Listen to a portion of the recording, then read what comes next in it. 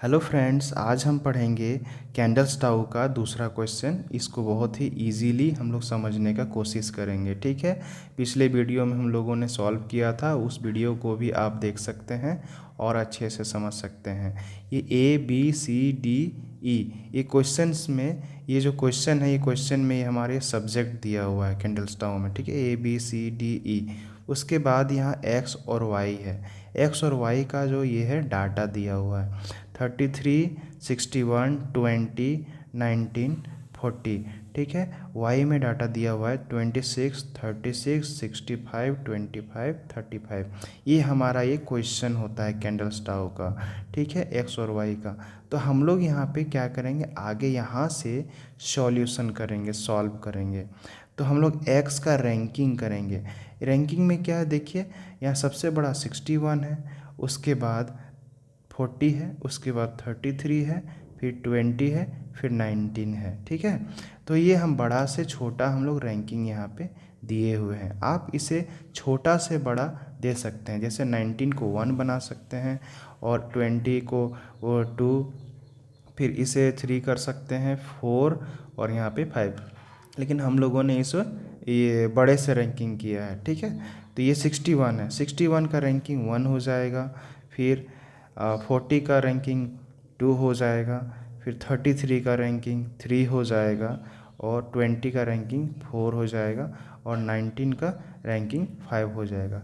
इसी तरीके से हम लोग आर वाई में हम लोग रैंकिंग देंगे। जैसे कि ये आर वाई, ये है हमारा डाटा, इसको हम रैंकिंग देंगे। सबसे बड़ा 65 है, 65 को 1 दिए, फिर 36 को 2, फिर ये 35 को हम लोग 3 दिए, और 26 को 4 देंगे, और 60 ये कहाँ है, सबसे 25 को हम लोग 5 देंगे।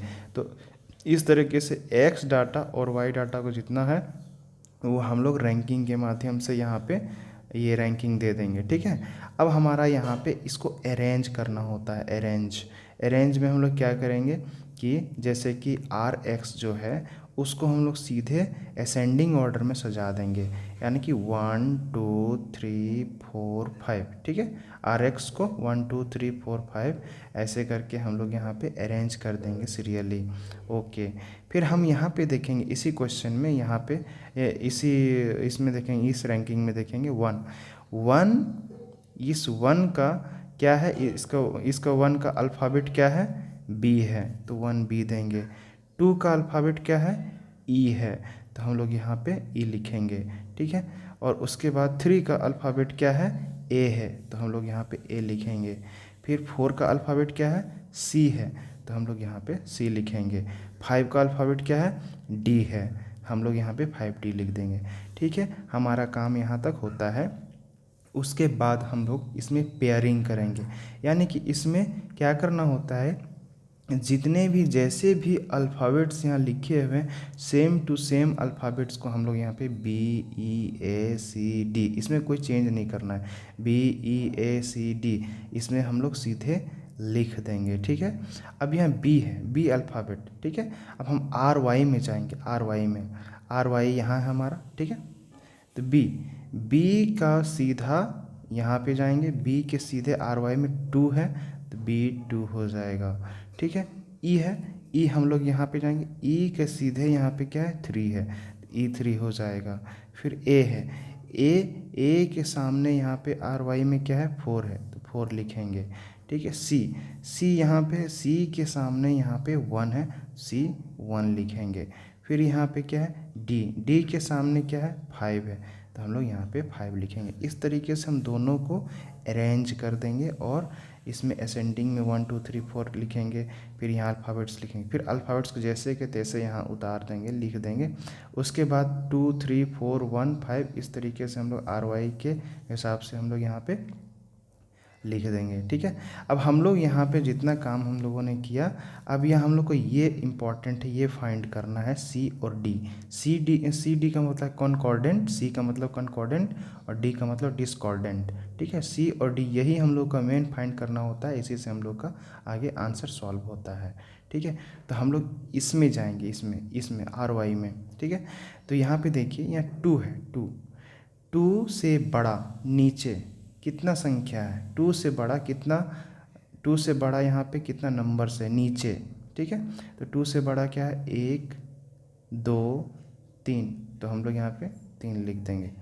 3 है, 3 के ऊपर 3 से नीचे देखिए, 3 से नीचे 3 से बड़ा कौन है, तो 1 है और 2 है, तो यहाँ पे हम लोग 2 लिखेंगे। फिर 4 से बड़ा और नीचे नीचे, ठीक है, नीचे यहाँ पे 1 ही है तो 1 लिखेंगे। 1 से बड़ा, इससे बड़ा 1 ये है, 5 1 ही है तो 1 यहाँ लिखेंगे।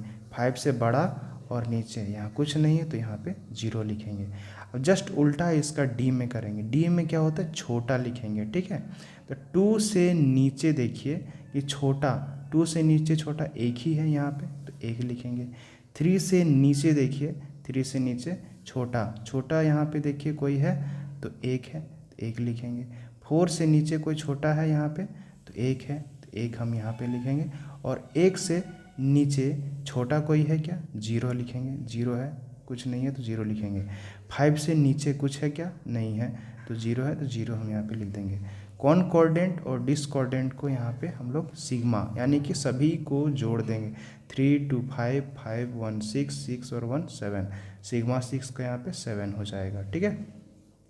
फिर यहाँ पे देखिए 1 2 3 3 यहाँ पे 3 लिखेंगे, डिस्कॉर्डेंट 3 आएगा। अब हम लोग कैंडल स्टाव का फॉर्मूला है, कैंडल स्टाव का फॉर्मूला यहाँ पे पुट करेंगे। Kendall's tau equal to C minus D, C plus D होता है।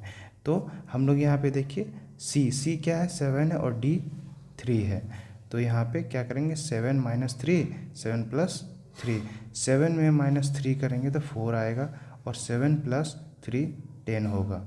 अब यहाँ पे क्या करेंगे, इसको घटाएंगे और इसको जोड़ेंगे, 4/10 हो जाएगा।